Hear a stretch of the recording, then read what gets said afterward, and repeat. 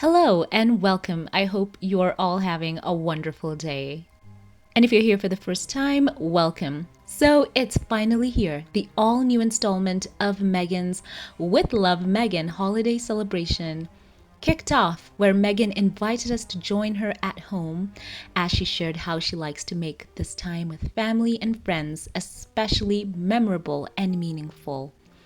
It was warm and loving, and I'm here with some highlights, so settle in, let's get into this. So it all begins to look a lot like Christmas as the episode opens with the Duchess skipping through a Christmas tree farm and featured her making cacio e pepe gougere, a festive cinnamon star, tiny quiches, and reindeer chow, a sweet treat adapted from a childhood recipe. And true to form, throughout the episode, Meghan emphasized the importance of not striving for perfection, admitting, "I get so fussed about everything being so perfect that you lose the magic that even happens in the mistakes." So this was, once again, another opportunity to make the coziest time of the year even more special with seasonal tips and tricks from Meghan, the Duchess of Sussex.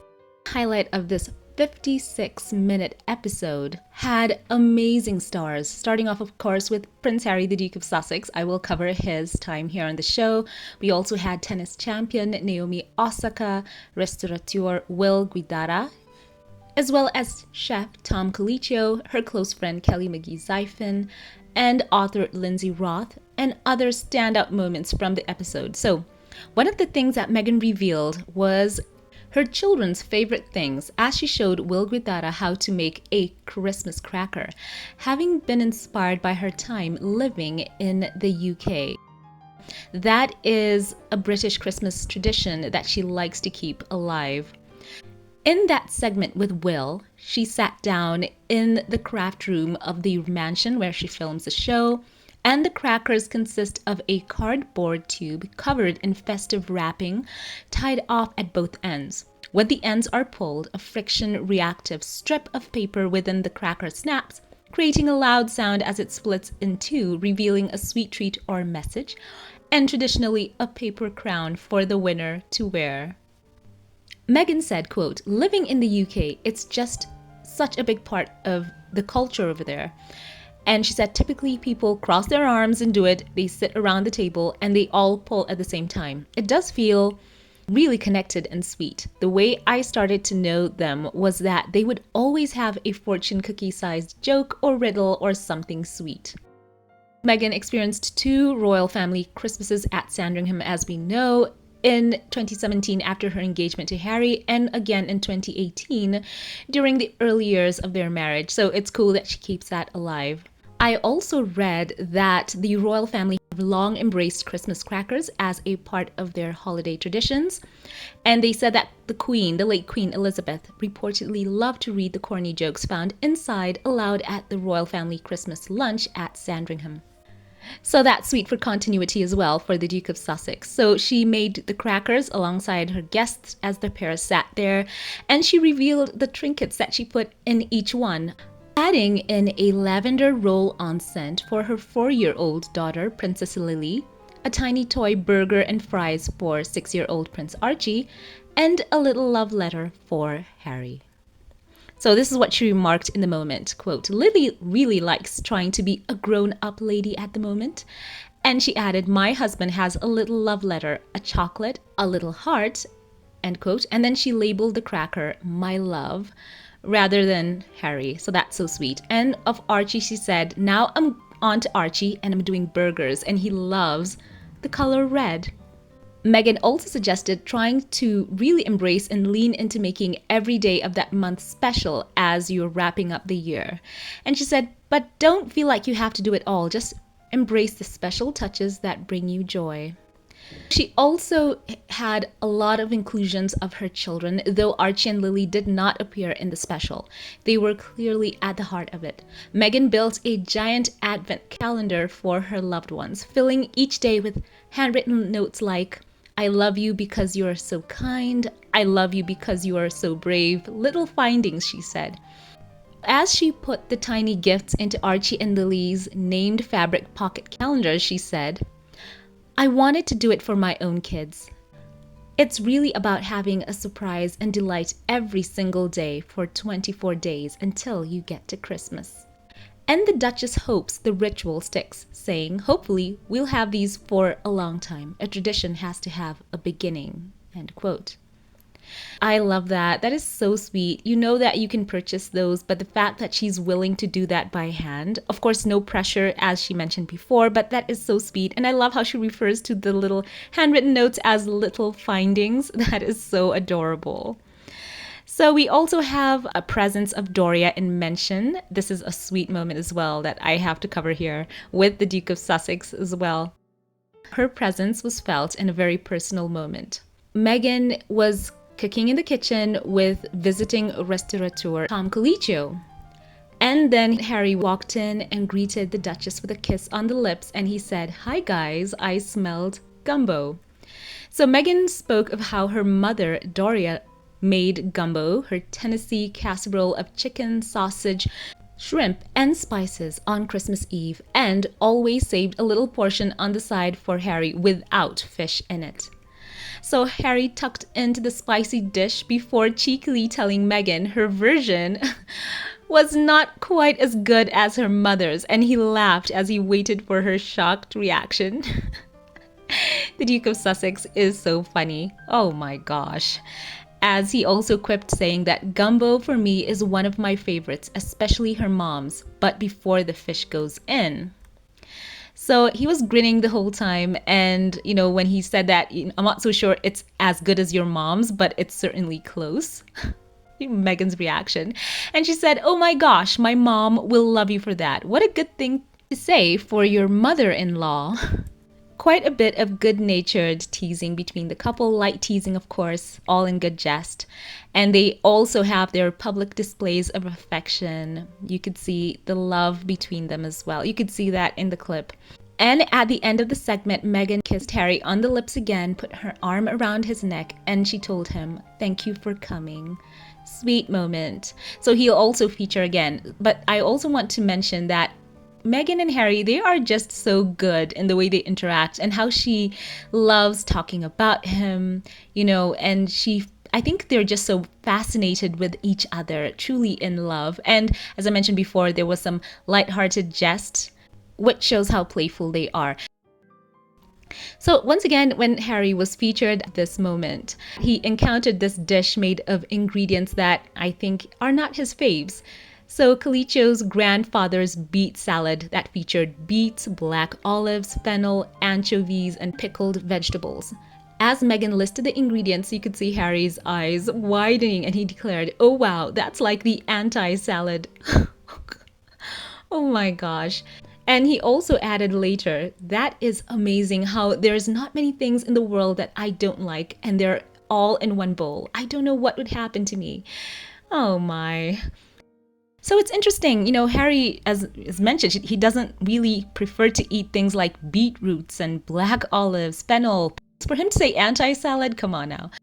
And I've just got to say, if that was Harry's true expression of that moment, I think he needs to up his veggies like yesterday. And I know that Meghan seasons them so well, so, Harry needs to get on program. So another highlight is seeing Meghan interacting with her friends. She always has her close, chosen family around her, and I think that is just so good when we see them showing up in the episodes. There was this festive moment where she appeared on screen in her pajamas as she prepared a Christmas morning brunch for her close friends Kelly McGee-Zyphon and author Lindsay Roth. And Meghan, she was styling that for sure. I love the white piping around the cuffs and collar and embroidered with the initial M on the pocket. So Meghan laughed, revealing that her university friend Lindsay was the inspiration behind her look, as Lindsay's family always wear matching pajamas for the holiday. So she said, "Well, she's wearing pajamas today, gang." I love how she just announced herself like that. I love it. And during this visit from her best friends, Meghan talked about how she cooks and serves a festive brunch, saying, quote, "I love the tradition of a Christmas morning brunch. I do it every year with my family." While making Christmas wreaths as well, she also was complimented by Roth on her loose style, to which Meghan replied, "Well, it's just the beginning." Once again, Meghan being so playful, I love that. So once again, personal moments. She revealed at her friend Lindsay that they've been friends since they were 17 years old. Amazing. And of course, Zyphon, she said, one of my nearest and dearest, one of my best friends. No celebration is complete without Kel, she said. And of course, we've got to mention tennis star Naomi Osaka. Amazing. Meghan and her, they just had such a nice moment together, serving her a green crudité platter and warmed cider. In a craft barn, they also decorated Santa cookie plates and mugs where Meghan admitted that she was painfully bad at tennis, throwing and catching. So open. And I love how she just poked fun at her own athletic abilities. And she said this, I think it's important to always try things that we're not so great at, which I should remind myself when I try to draw or get on a tennis court. I'm so painfully bad. No one needs to see it. It's so bad. End quote. So laughing, she recalled a childhood report card that couldn't even grade her. She said, quote, my mom found an old report card of mine. And on the report card, in the physical education part, it read, ability to throw or catch a ball not applicable. They couldn't even give me a grade, end quote. How sweet. I love that candid moment. And, Naomi is just such a good sport as well. Pun intended. Love that. And Meghan once again had a full circle moment, leaning into one of her oldest skills in solo gift wrapping. So she offered a mini masterclass and holiday presentation demonstrating how to make wax seals in advance, create decorative outward folded edges, and wrap everything from boxes to stuffed animals to wine bottles, the latter using a Japanese furoshiki technique with a scarf. So that doubles as a throwback to her pre-acting days. Long before royal life, Meghan worked at the Paper Source store in Beverly Hills, where she taught calligraphy, gift wrapping, and book binding. So full circle moment, now she gets to share that with all of us. And she also had a moment where she showed us more of her crafting skills and tips. She also showed us how to decorate hand-painted cookies in a segment, an activity she called such a fun family activity. And she added that once the kids have gone to bed, it also became her quiet, calming, meditative ritual. So once again, as I mentioned, Harry, he did feature twice. In the final scene, Harry briefly appeared in a zip-top jumper as Meghan dressed in that gorgeous emerald green silk galvan gown. And they welcomed the film crew once again in true fashion for evening drinks in a festively decorated room, celebrating the wrap of filming, truly encapsulating the holiday spirit. You could just feel the warmth and the love in this episode. What a moment for sure. So these were some highlights. I know there were so many more, and I want to know what were yours in the comment section below. And across this special, Meghan is always returning to this central element that hosting is not about getting it perfect. It's about giving people your presence. I love that. So she encouraged us all not to focus so much on impressing people, but about creating those moments to connect, and also using creativity as a point of connection. So once again, it was good to see Meghan in her element, preparing colorful, vibrant seasonal dishes, as well as sharing with us her holiday traditions that she hopes to pass down to her children and their children to theirs. It was unscripted, light, affectionate, and once again, even as Forbes summed it up, they said that with love, Meghan Holiday Celebration is more than a lifestyle episode. It is a cultural nudge. And how they worded this so perfectly in their summary, that it is an invitation, a reminder that hospitality is an act of love, not labor, a chance to honor tradition, nourish friendships, create new memories, and put intentional care back into the world. In the season of rush, Meghan's message is simple and timely. Slow down, be present. And in a world saturated with polished, performative holiday content, she wants us to know that it's about choosing connection over perfection. Lovely summarized, well put. So I love this here. Once again, share what tips and tricks you will be implementing from this episode. And also, would we like to see more holiday focused episodes from Meghan, because this was so good? I cannot wait to see what's more in store from the Duchess. So we love the small moments where we got to see the energy, the compassion, warmth, love, friendship in all of these moments. And for sure, this was a 10 out of 10 episode. Loved it for sure. So once again, as we head into the holiday season, and especially the Christmas holidays, I want to know from you, which tips will you be implementing? Also share that with us. We would love to know your thoughts. And now, before we log off, allow me here to thank those of you who support this channel financially and shout out a couple of you here by name. A special thank you to you, Yvonne Sibisi, who is also a channel member. I truly appreciate your willingness to give. The kind of love and care that you have shown is truly remarkable. Thank you for being a part of this community. I am warmed by the gesture of your love, care, and kindness.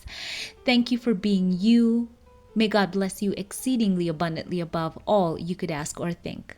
A very special thank you to you, Cadle50.